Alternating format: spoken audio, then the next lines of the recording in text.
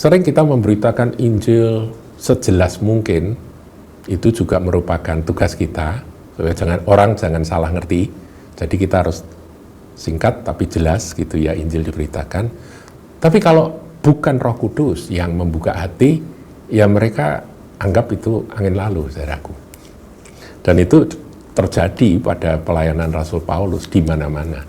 Kalau Paulus aja ngalami penolakan, Injil tidak disambut dan sebagainya, itu saudara jangan kecil hati. Kalau Paulus saja begitu, apalagi kita, gitu ya. Shalom, saudaraku.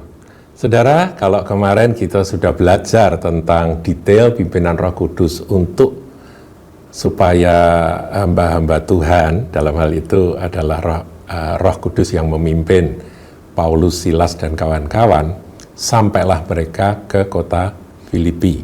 Karena memang penglihatannya adalah orang Makedonia, dan Filipi adalah kota di Makedonia. Nah, sekarang kita akan lanjutkan. Kalau kita sudah belajar tentang God's will atau kehendak Allah, kemudian bagaimana God's place, tempat yang Tuhan tunjuk, sekarang kita akan belajar cara Tuhan di dalam memberitakan Injil itu bagaimana. Saudaraku, memberitakan Injil tentunya seperti apa yang Tuhan sudah ajarkan. Ini bicara tentang God's way. Nah, Rasul Paulus ketika sampai di kota Filipi, ya karena belum kenal sama orang-orang di kota Filipi, nggak ada akses kemana-kemana ya, belum pernah, jadi dia belum kenal dengan orang-orang di Filipi. Maka apa yang dilakukan Paulus kita lihat, saudaraku.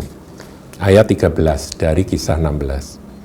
Pada hari Sabat kami keluar pintu gerbang kota. Kami menyusur tepi sungai dan menemukan tempat sembahyang Yahudi yang sudah kami duga ada di situ. Nah, kata duga ini membutuhkan pengetahuan, saudaraku. Pengetahuan yang dimiliki oleh Paulus, Silas, dan kawan-kawan ini. Yuk kita nyusur sungai, karena biasanya orang-orang Yahudi itu kumpulnya di tepi sungai. Kami duga gitu ya, untuk mereka beribadah di hari Sabat. Nah, benar, saudaraku, mereka menyusur. Setelah duduk, kami berbicara kepada perempuan-perempuan yang ada berkumpul di situ. Tentunya ada laki-laki juga, tapi mereka mendekati perempuan-perempuan karena perempuan-perempuan itu kok lebih perhatian gitu ya, lebih ingin tahu akan hamba-hamba Tuhan ini. Saudara harus ngerti ya, dalam konteks Paulus, Silas itu orang-orang Yahudi, jadi sesama Yahudi gitu ya. Dan mungkin mereka akan dianggap sebagai orang yang berpengetahuan begitu dalam agama Yahudi. Nah, kalau soal urusan agama Yahudi ya memang Paulus itu jagonya, saudaraku ya. Dia pakarnya, dia ngerti semua. Nah, dia seorang Farisi, saudara. Ayat 14, seorang dari perempuan-perempuan itu yang bernama Lydia turut mendengarkan. Ia seorang penjual kain ungu dari kota Tiatira, business woman, saudaraku, yang beribadah kepada Allah, orang saleh, Yahudi saleh gitu ya. Tuhan membuka hatinya. Ini penting, ini kalimat ini. Jadi yang membuat seseorang itu bisa terbuka pada kesaksian Injil yang disampaikan oleh hamba-hamba Tuhan ini adalah Tuhan. Berkali-kali saya sampaikan bahwa hanya Roh Tuhan, Roh Kuduslah yang membuat hati orang itu terbuka pada kabar baik atau Injil. Sering kita memberitakan Injil sejelas mungkin, itu juga merupakan tugas kita. Orang jangan salah ngerti, jadi kita harus singkat tapi jelas gitu ya Injil diberitakan. Tapi kalau bukan Roh Kudus yang membuka hati, ya mereka anggap itu angin lalu, saudaraku. Dan itu terjadi pada pelayanan Rasul Paulus di mana-mana. Kalau Paulus aja ngalami penolakan, Injil tidak disambut dan sebagainya, itu saudara jangan kecil hati. Kalau Paulus saja begitu, apalagi kita gitu ya. Jadi tetap bersukacitalah kalau Injil Anda beritakan dan orang tidak menanggapi. Sehingga ia memperhatikan apa yang dikatakan oleh Paulus. Sampai ada orang bisa memperhatikan, itu juga karya Tuhan, karya Roh Kudus ya. Ayat 15, wah ini langsung ini saudara. Sesudah ia dibaptis bersama-sama dengan seisi rumahnya. Jadi Lydia tuh percaya, enggak tahu itu Tuhan sudah nyiapkan sebelumnya, enggak diceritakan mungkin sebelumnya Lydia itu mimpi bahwa Tuhan berkata kamu nanti akan bertemu dengan hambaku dan kamu akan mendengar kabar baik. Itu mungkin saja tidak diceritakan, jadi sudah disiapkan.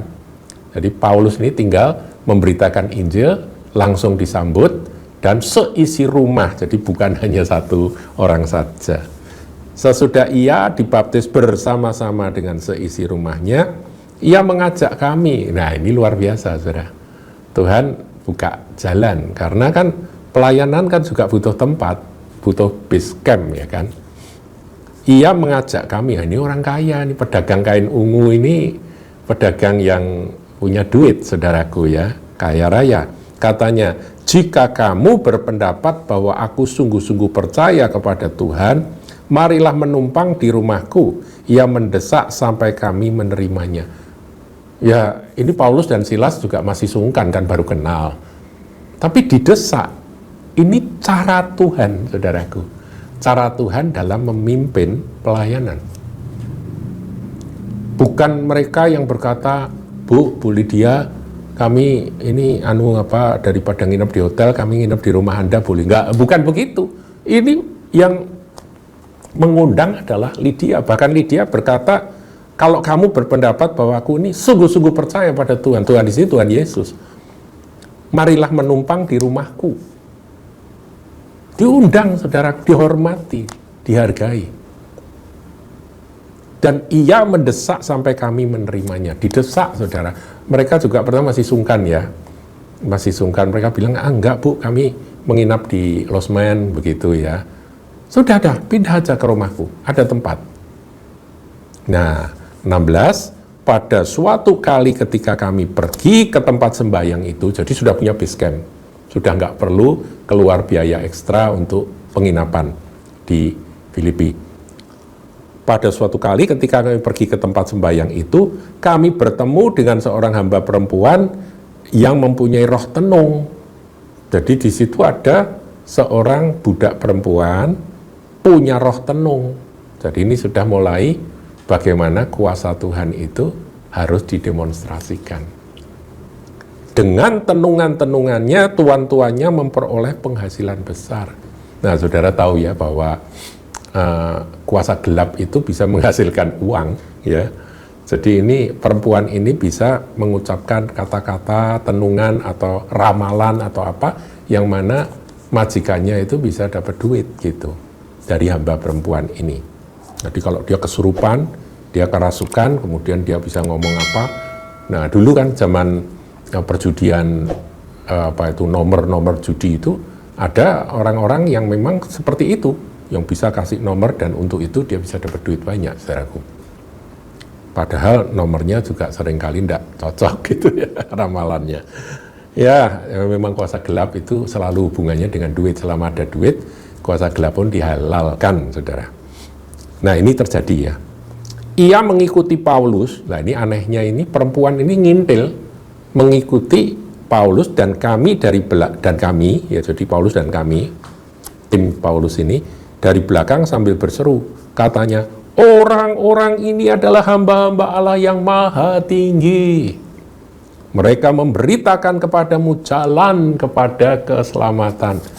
Promosi itu, saudara.